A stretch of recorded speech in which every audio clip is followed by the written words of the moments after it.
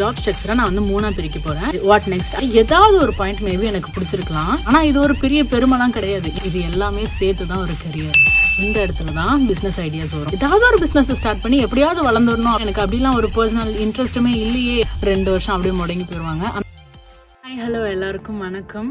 நான் முன்னாடி போட்ட வீடியோ நான் நினச்சதை விட நல்லாவே ஹிட் ஆயிருக்கு. அதனால நெக்ஸ்ட் வீடியோட வந்துட்டேன். Job, career, profession, passion, entrepreneur, business இப்படின்னு நிறைய டேர்ம்ஸ் சொல்கிறாங்களே, இது எல்லாத்தையும் நான் எப்படி லிங்க் பண்ணுறது, இது எல்லாத்தையும் கனெக்ட் பண்ணி நான் எப்படி இந்த லைஃப்பில் ட்ராவல் பண்ணுறது. எல்லாருமே நம்ம காலேஜ் முடிச்சதுக்கு அப்புறமா பிளாங்காக ஒரு பாயிண்ட்லேருந்து தான் ஸ்டார்ட் பண்ணியிருப்போம். ஏதாவது ஒரு ஜாப்க்கு போவோம், அங்கேருந்து அதுக்கப்புறம் எப்படி லைஃப் போதோ கெரியர் போதோ பார்த்துக்கலாம் அப்படின்ற மாதிரி தான் இறங்கியிருப்போம். ஃபஸ்ட்டு ஜாப்னா என்ன? ஜாப்ன்றது சிம்பிளாக ஒரு கம்பெனியோ இல்லை ஒரு ஆர்கனைசேஷன்லையோ நீங்கள் போய் வேலை செய்கிறீங்க. இத்தனை மணிலேருந்து இத்தனை மணி வரைக்கும் அவங்க கொடுக்குற டாஸ்க்கை கம்ப்ளீட் பண்ணி முடிச்சுட்டு வந்துட்டு அவங்க கொடுக்குற சேலரியை வாங்கிட்டு நம்ம ஃபேமிலியை நம்ம பார்த்துக்கிறது தான் சிம்பிளாக ஜாப் அப்படிங்கிறது. ஏதோ ஒரு ஜாப்ல வந்து உட்காந்தாச்சு, வாட் நெக்ஸ்ட், அடுத்த மூவை நான் எப்படி எடுத்து வைக்கிறது. என்னோட பாயிண்ட் ஆஃப் வியூவில் ஒரு ஜாப் ஸ்ட்ரக்சரை நான் வந்து 3 பிரிக்க போகிறேன். Department wise, designation wise and field wise அப்படின்னு. எல்லா கம்பெனி ஸ்ட்ரக்சர்லையும் பார்த்தீங்கன்னா ஒரு குறிப்பிட்ட டிபார்ட்மெண்ட்ஸ் கண்டிப்பாக இருக்கும். மேனேஜர், சேல்ஸ்,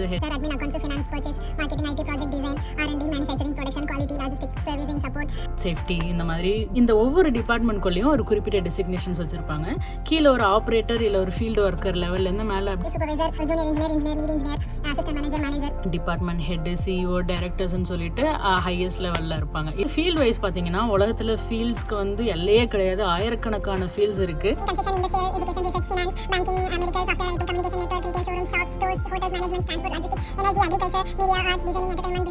சினிமா எவ்வளவோ இருக்கு. இன்ஜினியரிங் உள்ள சிவில், எலக்ட்ரிக்கல், மெக்கானிக்கல், ஆட்டோமொபைல், அந்த எலக்ட்ரிக்கலுக்குள்ளேயே வந்து HV, LV, ஹெச்விடிசி, HVAC, embedded, PLC, designing நிறைய இருக்கு. இந்த 3 கேட்டகரியிலையும் ஒவ்வொரு கேட்டகரியில இருந்து ஒரு பாயிண்ட் டச் பண்ணி தான் நம்ம ஒரு வேலைக்கு சேர்ந்திருப்போம். ஃபர்ஸ்ட் நான் போன அந்த ஒரு வேலை வந்து department wise manufacturing, designation wise production operator, field wise பார்த்தீங்கன்னா எலக்ட்ரிக்கல். இப்போ இந்த மூணு டிபார்ட்மெண்ட்லயும் நான் வந்து ஒரு பின் குத்தி ஒரு நூல் மாதிரி இமேஜினேஷன் பண்ணிக்கோங்க. இந்த 3 பாயிண்ட்ல ஏதாவது ஒரு பாயிண்ட் மேபி எனக்கு பிடிச்சிருக்கலாம், மேபி 3 பாயிண்ட்மே பிடிக்காம இருந்திருக்கலாம்.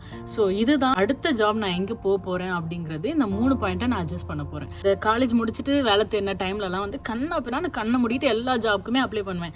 ஹெச்ஆர் ஜாப்க்குலாம் அப்ளை பண்ணேன். அப்போ கால் பண்ணி கேட்டாங்க, நீங்க ஹெச்ஆர் ஆயிட்டு என்ன பண்ணுவீங்கன்னு. சத்தியமா எனக்கு பதில் சொல்ல தெரியல. இன்கேஸ் நான் அன்னைக்கு பதில் சொல்லி என்னோட ஃபர்ஸ்ட் ஜாப் நான் ஒரு ஜூனியர் ஹெச்ஆராவோ இல்லை அசிஸ்டன்ட் ஹெச்ஆராவோ நான் ஜாயின் பண்ணியிருந்தேன் அப்படின்னா மேபி இன்னைக்கு நான் ஒரு சீனியர் ஹெச்ஆரா கூட இருந்திருக்கலாம். என்னோட ஃப்ரெண்ட்ஸுமே வந்து இப்போ ஹெச்ஆரா நிறைய பேர் வேலை செஞ்சுட்டு இருக்காங்க. அந்த மாதிரி ஜூனியர் டிசைன் சூஸ் பண்ணவங்கலாம் இன்னைக்கு சீனியர் டிசைன் இன்ஜினியர் ஆயிட்டாங்க. அசிஸ்டன்ட் ப்ரொஃபஸர்ஸ்லாம் இன்னைக்கு ப்ரொஃபஸர் ஆயிட்டாங்க. அடுத்து அவங்கலாம் பிஹெச்டி அப்படின்னு சொல்லிட்டு போயிட்டே இருப்பாங்க. உங்க ஃபீல்டு எங்க செட் ஆகுதோ அதுல இருந்து நீங்க ஷைன் பண்ணுவீங்க. இன்கேஸ் நீங்க சூஸ் பண்ற ஃபர்ஸ்ட் ஃபீல்டு பிடிக்கலனா நீங்க ஸ்கிராச்ல இருந்து ஸ்டார்ட் பண்ணி டைம் எடுத்து உங்களுக்கு பிடிச்ச ஃபீல்டுல ஜம்ப் ஆகி போயிட்டே இருக்கணும். ஏதாவது ஒரு பாயிண்ட்ல நான் சொன்ன 3 கேட்டகரியில ஏதாவது ஒரு கேட்டகரி உங்களுக்கு பிடிச்சிருக்கும். எனக்கு தானாவே வந்து அடுத்த ஜாப் கிடைச்சது தான் ப்ராஜெக்ட் டிபார்ட்மெண்ட். இப்போ அடுத்த ஜாப்ல என்னோட பின் மூவ் ஆயிருச்சு. Department wise project, designation wise ஒரு ஜூனியர் இன்ஜினியர் லெவலுக்கு வந்துட்டேன். ஃபீல்ட் வைஸ் அதே எலக்ட்ரிக்கல்ல அதே ப்ரொடெக்ஷன் சுவிட்ச் கியர் ஏதோ ஒரு லக்ல தான் கிடைச்சிச்சு எனக்கு. இந்த ப்ராஜெக்ட் டிபார்ட்மெண்ட்னா என்னன்னு தெரியாம தான் நான் இந்த ஜாப்குள்ள போனேன். அங்க போன உடனே 2 வருஷம் சக்க புளி புளிஞ்சிட்டானுங்க. அவ்வளோ கஷ்டம் வேலை, அவ்வளோ ப்ராஜெக்ட்ஸ் ஒரே நேரத்தில், ரொம்ப கஷ்டப்பட்டு வேலை செஞ்சேன். ஆனால் அந்த 2 வருஷம் பயங்கரமாக கற்றுக்கிட்டேன். அந்த ப்ராஜெக்ட் அப்படின்ற ஒரு விஷயத்தை மட்டும்தான் நான் நல்லா கற்றுக்கிட்டேன். நான் ப்ராஜெக்டில் ஸ்ட்ராங் ஆகிட்டேன். இப்போ என்னன்னா, நான் ப்ராஜெக்ட் பாயிண்ட்டை நல்லா பிளேஸ் பண்ணதுக்கப்புறம் இந்த ஃபீல்டில் நான் என் பாயிண்ட்டை எங்கே வேணாலும் நான் மூவ் பண்ணலான்ற மாதிரி ஒரு கான்ஃபிடென்ஸ் எனக்கு வந்துருச்சு. எனக்கு தெரிஞ்சது ப்ரொடெக்ஷன் அண்ட் ஸ்விட்ச் கியர் தான். ஆனாலும் மோட்டாரில் போனாலும் அந்த ப்ராஜெக்டை என்னால் ஹேண்டில் பண்ண முடியுன்ற ஒரு கான்ஃபிடென்ட் வர்ற அளவுக்கு இந்த ப்ராஜெக்ட்ன்ற டிபார்ட்மெண்ட்டை நான் நல்லா கற்றுக்கிட்டேன். லக்கிலி அதுக்கு அடுத்த ஜாபும் எனக்கு வந்து ப்ரொடெக்ஷன் அண்ட் ஸ்விட்ச் கியர்ஸில் தான் கிடச்சிது. சேம் ப்ராஜெக்ட் டிபார்ட்மெண்ட், டெசிக்னேஷன் ஒரு ஜூனியர் லெவல்ல இருந்து அடுத்த ஒரு நார்மல் ஒரு இன்ஜினியர் லெவல் தான். ஒருவேளை டெக்னிக்கலி எனக்கு இந்த ஃபீல்டு பிடிக்கல அப்படின்னா நான் வேற ஒரு ஃபீல்டுக்கு இந்த பின்னை வந்து நான் மாற்றி வைக்கணும். இன்கேஸ் எனக்கு ப்ராஜெக்ட் செட் ஆகலை, எனக்கு வந்து டிசைன் பண்ணுறது பிடிச்சிருக்கு அப்படின்னா அப்போ நான் ஃபர்ஸ்ட் பாயிண்ட்டை வந்து மூவ் பண்ணியிருப்பேன். இந்த இடத்துல நம்ம ப்ரொஃபஷன் அப்படின்ற ஒரு வார்த்தையை கொண்டு வருவோம். ஓகே, எந்த கைடன்ஸுமே இல்லாமல் கஸ்டமர் என் மேலே வைக்கிற ட்ரஸ்ட்டை வந்து பிரேக் பண்ணாமல் என்னால் நிவர்த்தி பண்ண முடியுன்ற ஒரு ஸ்டேஜுக்கு வரும்போது தான் I will call my self a professional electrical engineer. இப்போ நான் ப்ராஜெக்டில் நான் வந்து ப்ரொஃபஷனல் நான் சொல்லிக்கிறேன், ஆனால் இது ஒரு பெரிய பெருமைலாம் கிடையாது. என்றைக்குமே டெக்னிக்கல் சைடில் ஸ்ட்ராங் ஆகிறது தான் ஒரு பெருமையான விஷயம். இப்போ நீங்கள் ஒரு ஹாஸ்பிட்டல் போகிறீங்க, ஒரு டாக்டர் கிட்ட போகிறீங்க, அந்த டாக்டர்கிட்ட டாக்டர் ஜுரம் அடிக்குது, ஃபீவர் அடிக்குது அப்படின்னு சொல்கிறீங்க.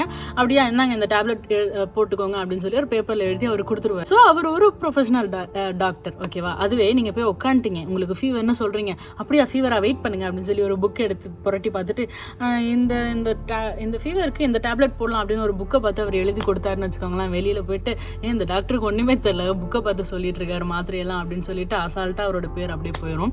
ஸோ இதுதான் ஒரு சிம்பிளான ப்ரொஃபஷ்னல் அண்ட் நான் ப்ரொஃபஷ்னல் அப்படிங்கிறதுக்கான ஒரு சின்ன டிஃப்ரென்ஸ். வெப் ஒன்று வரைஞ்சிட்டு இருக்கோம்ல, இது எல்லாமே சேர்த்து தான் ஒரு கரியர்.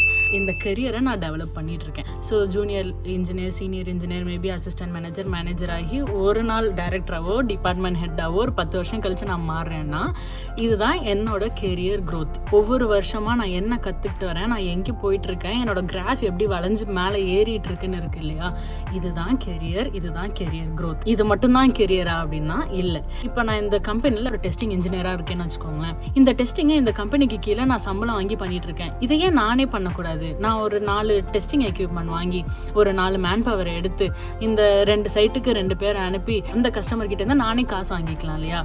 இந்த இடத்துல தான் பிஸ்னஸ் ஐடியாஸ் வரும். இன்கேஸ் நீங்கள் இதை இம்ப்ளிமெண்ட் பண்ணிட்டீங்க, சந்திரவதனி டெஸ்டிங் கம்பெனி அப்படின்னு ஒன்று ஸ்டார்ட் பண்ணிட்டேன்னா இந்த இடத்துல நான் ஆண்டர்ப்ரனர் ஆயிடும். நான் டாக்டர் ஆகிட்டேன், நான் ஒரு கிளினிக் வச்சுட்டேன், கிளினிக் வச்சு நான் இப்போ பேஷண்ட்ஸை பார்த்துட்டு இருக்கேன். பெரிய ஒரு ஹாஸ்பிட்டல் கட்டி அங்கே ஒரு 10 டாக்டரை நான் அசைன் பண்ணிவிட்டு 10 டாக்டருக்கும் நான் சம்பளம் கொடுக்குறேன்னா அந்த ஆண்டர்ப்ரனர் ஸ்கில்ல இருந்து நான் ஒரு பெரிய பிஸ்னஸ் மேனாக நான் வளர்ச்சி ஆகிறேன். நீங்கள் என்னமோ டெக்னிக்கலாக டெஸ்டிங் பண்ண போகிறேன், பிஸ்னஸ் பண்ண போகிறேன் அப்படின்னு சொல்லிட்டு இருக்கீங்க. இங்கே இன்ஜினியரிங் முடிச்சுட்டு அவன் காஃபி ஷாப் வைக்கிறாங்க, டீ ஷாப் வைக்கிறாங்க. இது எப்படி அவங்க ஸ்டார்ட் பண்ணாங்க, இது எப்படி அவங்க மைண்டுக்குள்ளே வந்துச்சுன்னா, ஒரு பிஸ்னஸ் ஸ்டார்ட் பண்ணணுங்கிறதே ஒரு பேஷனாக வச்சுட்டு சில பேர் இருப்பாங்க. அவங்களுக்குலாம் எந்த பிஸ்னஸை ஸ்டார்ட் பண்ணாலும் அதை க்ரோத்தில் கொண்டு போகிற அளவுக்கு உங்களுக்கு மைண்டில் இன்ட்ரெஸ்ட் அண்ட் ரிசர்ச்லாம் வச்சுருந்துருப்பாங்க. ஏதாவது ஒரு பிஸ்னஸை ஸ்டார்ட் பண்ணி எப்படியாவது வளர்ந்துடணும் அப்படின்னு சொல்லிட்டு பிஸ்னஸே ஒரு பேஷனாக வச்சு பண்ணுறவங்க நிறைய பேர் இருக்காங்க. பேசிக்கலி பேஷனுங்கிறது உங்கள் மனசோட கனெக்ட் ஆகி இருக்கிற ஒரு ஸ்ட்ராங்கான ஒரு ஆசை, ஒரு டிசைர்னு சொல்லலாம். அதை உங்கள் ஃபியூச்சராக மாற்றுறதும் அதை உங்கள் கெரியராக மாற்றுறதும் உங்களோட எஃபர்ட்ஸ் அண்ட் உங்களோட ஹார்ட் ஒர்க்கில் தான் இருக்குது. ஃபேமிலி சுச்சுவேஷன்ஸ் காரணமாக நம்மளாம் இன்ஜினியரிங் முடிச்சுட்டு ஏதோ ஒரு இன்ஜினியரிங் ஜாப்ல வந்து உட்காரோம். ஆனால் மனசுக்குள்ளே பாடுறது தான் பேஷனாக இருக்குன்னு வச்சுக்கோங்களேன். இப்போ நமக்கு நிறைய ஒரு ஸ்டேஜ் கிடச்சிருக்கு. ஃபார் எக்ஸாம்பிள் இன்ஸ்டாவில் பாட்டு பாடி எவ்வளோ பேர் ரிலீஸ் பண்ணுறாங்க, அதை அப்படியே யூடியூப்பில் ரிலீஸ் பண்ணுறாங்க. அங்கேருந்து ஃபேமஸ் ஆகி சூப்பர் சிங்கர் போகிறாங்க.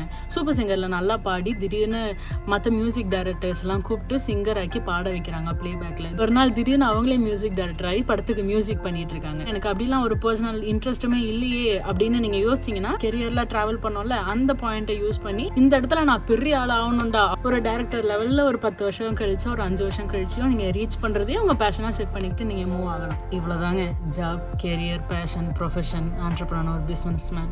இதை எப்படி மூவ் பண்ணி எப்படி அழகாக ஸ்கில்லை டெவலப் பண்ணி எந்த அளவுக்கு நீங்கள் ரீச் ஆகுறீங்கன்றது முழுக்க உங்களோட திறமை தான். இதை எல்லாத்தையும் பண்ணுறதுக்கு நல்லா சாப்பிட்டு ஸ்டாமினாவும் உடம்ப பத்திரமா வச்சுக்கோங்க. ஏன்னா நிறைய பேர் இந்த ஒரு பாத்தில் ஒரு நல்லா இருக்கும்போது திடீர்னு பைக்கில் போய் ஆக்சிடென்ட் ஆகிட்டு அப்படியே விழுந்து கிடப்பாங்க, 2 வருஷம் அப்படியே முடங்கி போயிடுவாங்க. அந்த மாதிரியான சின்ன சின்ன அப்ஸ்ட்ரக்ஷன்ஸ் எல்லாம் வந்து தேவையில்லாமல் உங்கள் லைஃப்பில் கொண்டு வராமல் ஜஸ்ட்டு ஜாக்கிரதையாக இருங்க, நல்லா ஹெல்த்தியாக சாப்பிடுங்க. அப்படியே ஒரு பெரிய கிராஃபில் அப்படியே மேலே மேலே மேலே மேலே எல்லாருமே போய் எல்லாருமே கடைசியில் ஒரு பெரிய பிஸ்னஸ் மேனாவோ பெரிய சிஇஓவாவோ பெரிய ஒரு சுந்தர் பிச்சையாவோ ஆகணும் அப்படின்ட்டு நான் ப்ரே பண்ணிக்கிறேன். என்னால் முடிஞ்ச ஒரு ஈஸியான ஒரு எக்ஸ்ப்ளனேஷன் கரெக்டாக கொடுத்துருக்கேன்னு நினைக்கிறேன். இது நிறைய பேருக்கு யூஸ் ஆகும்னு நம்புகிறேன். கண்டிப்பாக இந்த மாதிரி இன்னும் நிறைய வீடியோஸ் போடுறேன், ஃபாலோ பண்ணிக்கோங்க. தேங்க்யூ.